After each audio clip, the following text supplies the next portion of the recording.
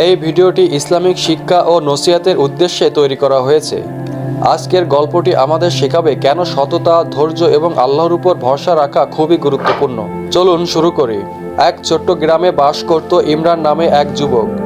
ইমরান খুবই সৎ, ভদ্র এবং সবসময় আল্লাহকে মনে রাখত। তার পরিবারে মা, বাবা এবং ছোট বোন আয়েশা থাকত। তারা খুবই সাধারণ জীবনযাপন করত। ইমরানের সবচেয়ে বড় গুণ ছিল আমানতদারি ও সততা। সে জানত জীবনের সব পরীক্ষা আল্লাহর পক্ষ থেকে আসে। একদিন গ্রামের ধনী ব্যবসায়ী ইমরানের কাছে একটি বড় থলে নিয়ে এলেন। থলেটিতে ছিল অনেক স্বর্ণ মুদ্রা এবং গুরুত্বপূর্ণ দস্তাবেজ।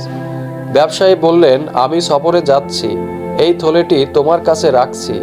আমার বিশ্বাসে তুমি এটাকে সঠিকভাবে রাখবে, কাউকে কিছু বলবে না। এটি তোমার পরীক্ষা। ইমরান বিনয় ভরে বললেন, ইনশাআল্লাহ আমি এই আমানত রক্ষা করব। কিছুদিন পর ইমরানের পরিবার অভাবের মধ্যে পড়ল। এক রাতে ছোট বোন আয়েশা কাঁদতে কাঁদতে বলল, ভাই, আজ আমাদের কাছে কিছুই নেই, আমরা কিছু খেতে পারবো না। ইমরানের মনে হলো, থলে থেকে একটু নিলেই তো কেউ কিছু জানবে না, এই অভাব দূর হবে। কিন্তু ইমরানের হৃদয় বলল, না, আল্লাহ সব দেখেন, আমি এই আমানত ভঙ্গ করব না। সেই রাতে ইমরান না খেয়ে কাটালো। তার পরিবার শান্ত থাকলো আর সে আল্লাহর উপর ভরসা রাখলো। গ্রামের মানুষ দেখতে পায় ইমরান ধনী ব্যবসায়ীর কাছ থেকে কিছু পেয়েছে।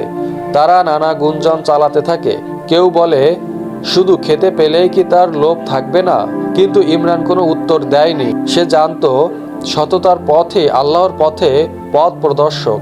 ইমরানের বন্ধু রাফি কিছু শুনে ভাবলো, গ্রামে কেউ বলছে ইমরান ধনী ব্যবসায়ীর কাছ থেকে কিছু পেয়েছে, সত্যিই কি সে ধনী?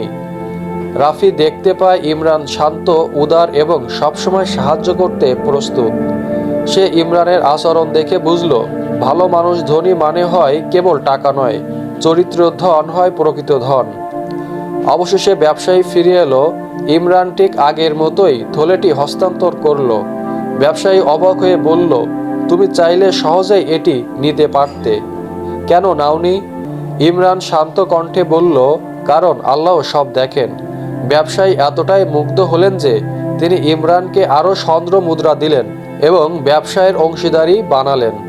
এ গল্প থেকে আমরা শিখলাম, সততা আল্লাহর কাছে সবচেয়ে প্রিয়। ধৈর্য ও আত্মত্যাগে মানুষ আল্লাহর কাছে মর্যাদা পায়। বিপদে আল্লাহর উপর ভরসা রাখা শান্তি আনে।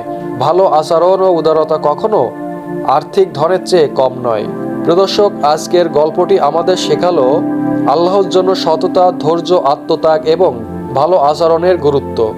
আশা করি আমরা সবাই এই শিক্ষার উপর আমল করতে পারব।